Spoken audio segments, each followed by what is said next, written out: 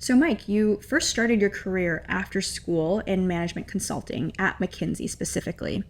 And in the most basic terms, like you were explaining it to a third grader, what is management consulting? I asked that question, same question too, I think after I got the job. In the most basic terms, I think management consulting is solving pressing business challenges.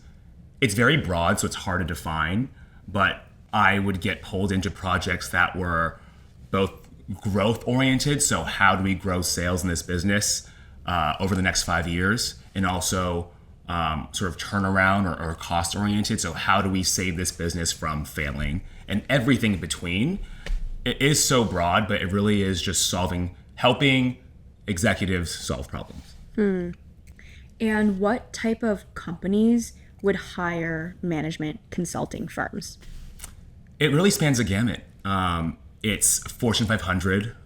I think there's no public numbers, but I imagine most, if not all, work with some sort of consulting firm.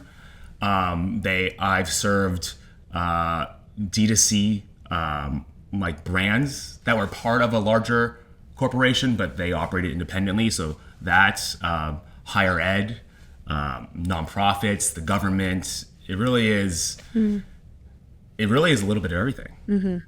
So how does it work? These firms, Fortune 500, usually big companies, because hiring management consultants is pricey. Mm-hmm. They would hire you guys, and you're a McKinsey consultant. You would go in and work with them for how long would a project be? Again, hard to say. Everything is so vague and project by project, but an average one might be 3-4 months. I've heard of projects that last a year if you're doing a big transformation of a large enterprise.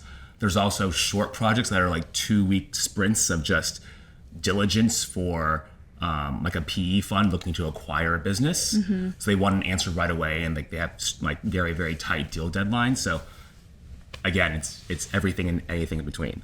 Day to day, what do management consultants do? Like, for example, in the diligence process, you're hired by ExxonMobil, for example, to diligence another company that they might want to acquire. Are you, as a management consultant, are you Googling things all day? How does that work? That's a good question. The day-to-day.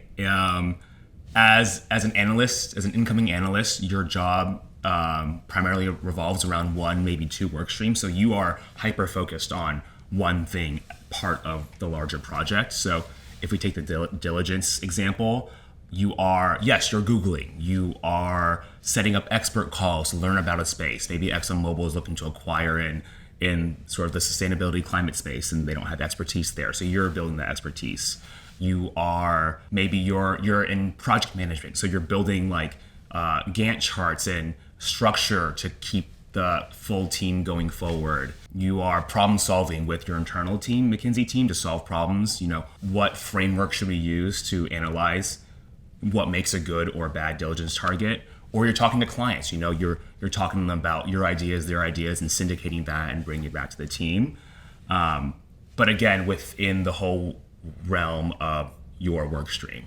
As you move up in consulting, so you become a manager, I'm going to use McKinsey terms, you become an associate partner, then partner, like your responsibilities get more broad, and maybe your client engagement gets deeper. But still, I think as an incoming analyst, you are exposed to, the client team. It could be an executive. You could work directly with some VP director level. So it's great exposure at the end of the day. Mm-hmm.